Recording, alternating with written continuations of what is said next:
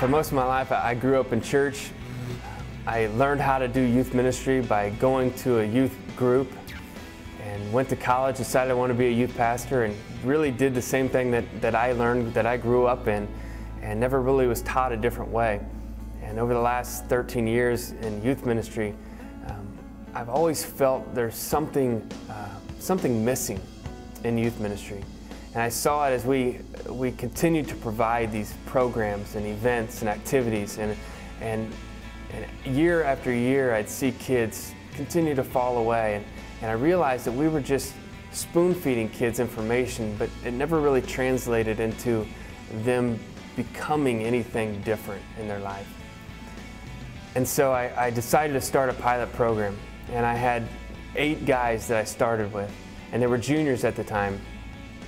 And we all sat around the room for 10, 12 weeks, and I really invested heavily in their lives and taught them what it looks like to really be an influencer in their world.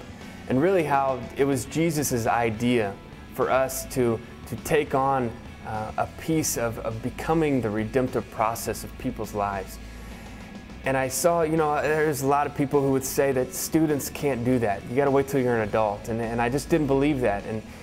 And week after week, as I invested in these guys, I watched the light bulb sort of come on in their heads and in their hearts as they invested in people. And they would tell me stories about conversations that they had had and people's lives who had changed because of something that they had said or done or been a part of. Obviously, Jesus does the changing, but He uses us, and they begin to understand that.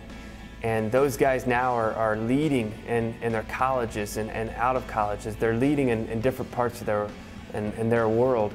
And it's exciting to see what's going on in their lives. And so I decided from that point on that I would never do youth ministry the same. That I would begin to help students become the influencers that God has designed them to be in their world, in their own way, through their gifts and their talents and their passions, to be Jesus to their world. To be Jesus at home, to be Jesus at their work, in their athletics, at their school, and no longer just become about inviting them to a program, but teaching them to become all that God has designed them to be, influencers, and repositioning that influence to a student instead of just me or other youth leaders doing all the influencing. We're going to be talking about this at the Shift conference in April, and I invite you to come and have an open mind about what in your ministry, who's doing the influencing in your ministry. Have you chosen some students to invest in that are really taking on the redemptive process role of trying to become influencers in their world? Maybe think about that in the next few months as we work up to the conference, and come open to thinking more about how to reposition your influence in your ministry.